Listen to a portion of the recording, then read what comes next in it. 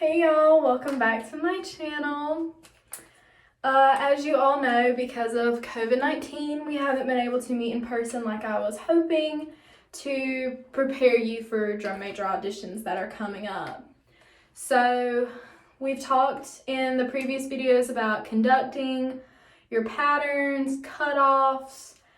I gave you a quick little warm-up that I love to use at practices and rehearsals, and I've been conversing with a lot of you about your prepared pieces. I've looked over a couple of them. They look really great. So I'm excited. The one thing that we haven't been able to talk about, though, that is really important in your audition is your interview. And normally I like to do this, I like for us all to sit down and I, go through with everybody and I ask you all different questions and we talk about why it is or is not a good answer. And I try to just prepare you for what it's going to be like. Since we're not going to be able to do that, I figured this was the best way to kind of help prepare you for an interview. A lot of people say you can't prepare for an interview because you don't know what questions they're going to ask you, you don't know who's interviewing you, and I think that is a lie because you can prepare for an interview. You can go ahead and have answers to your basic questions. You can learn how to pause and think without using ums, uhs, or saying the worst thing ever in an interview is I don't know. So today I'm going to give you some tips brought to me by Jack Curtin. Shout out to him. He gave me these tips when I was a sophomore auditioning for drum major, and they worked really well because I got the job, obviously. So today I'm going to share them with you. The biggest thing in an interview is to just be yourself. The whole point of an interview is for them to get to know who you are as a person, as a leader. They want to see how you interact with people you don't know, adults, other kids, things like that. And they really just want to get to know your opinions, what you think should change. They want to find out what kind of leader you would be. So we're just going to jump right into it. Behind me, I have a little whiteboard that you can't really see because of the lights in my bathroom. So I'm going to flip the camera around so you're going to be able to see the board, but you won't be able to see me. Okay? So in answering your question, the important thing is, of course, they're asking you these questions to learn about who you are as a person, what kind of leader you are, what are your opinions on some things happening in the band. We're going to get to that in a second. I'm going to give you some examples of questions that I was asked in my interviews. But for right now, I'm going to tell you how to answer a question and how not to answer a question.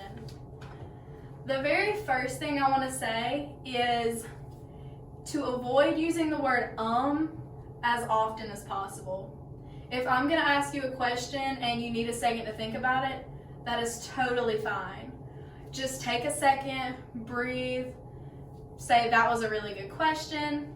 A good thing that one of the previous drum majors taught me was repeat the question you were asked and then give your answer.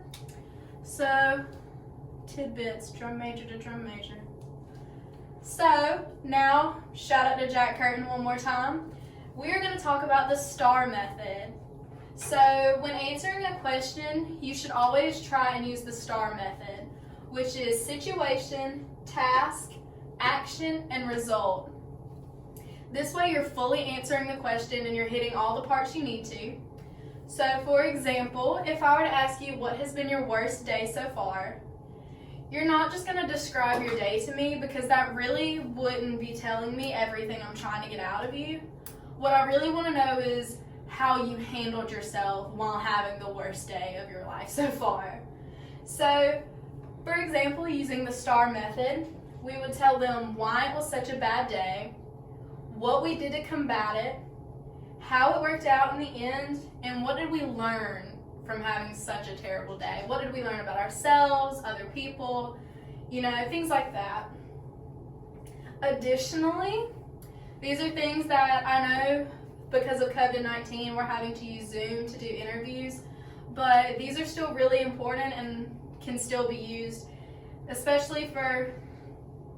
they can still be used during your online interviews, even though, shaking hands won't be, but everything else transfers. So you want to make sure you have really good posture. You want to maintain eye contact with whoever you're being interviewed by. You want to shake their hands when you enter the room, though COVID-19, social distance. You want to keep your hand movement to a minimum. So for example, when you're answering a question, they don't want to see a lot of this, they don't want to see you playing with your thumbs, any of this. It's okay if you talk with your hands, I do, but you want to make sure when it's happening, you don't want it to be distracting. For me, when I was being interviewed, I kept my hands in my lap. I crossed my hands like this and put them in my lap. And when I felt like it was okay to use hand movements, I did little ones. I wasn't like doing all this because this is extra. So, hand movements to a minimum. You also want to try to avoid awkward silence and don't use ums. You would think the awkward silence would be like a, yeah bro, I got it, that would be awkward. But I've sat in interviews sometimes where it's just been awkward silence between the two people, and it's uncomfortable for everyone. Really you want to avoid those awkward silences. You never want it to just be you and the other two people you're being interviewed by to just be staring at each other. The whole point of interviews is for them to get to know you as a person, as an individual, a leader, a student, a member of the community. They just want to get to know who you are so they can make a better decision about what leadership position you should be in. So, yeah, basically just be yourself. I'm going to erase this, write a few example questions, and then we're going to go over how to answer those, and yeah. Okay, you can stop it.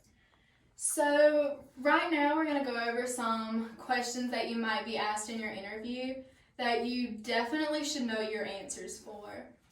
For example, the biggest one, if you don't have an answer to anything else, please have an answer to this question.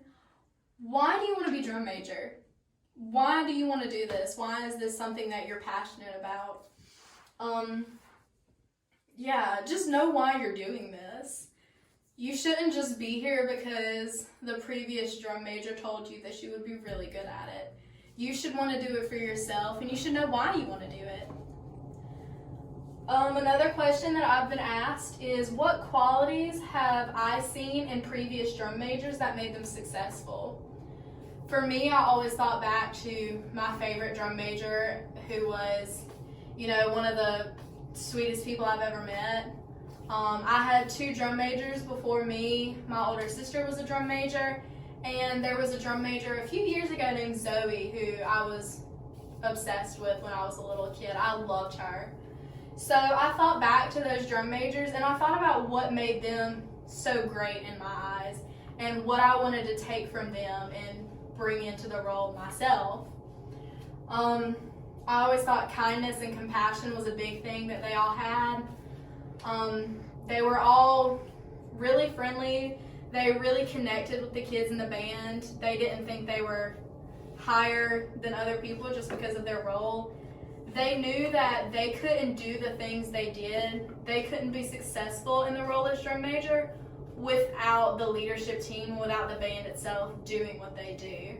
So those were all things that I really felt were important in them, and I wanted to have those same qualities in me. So just really think back to the other drum majors you've seen.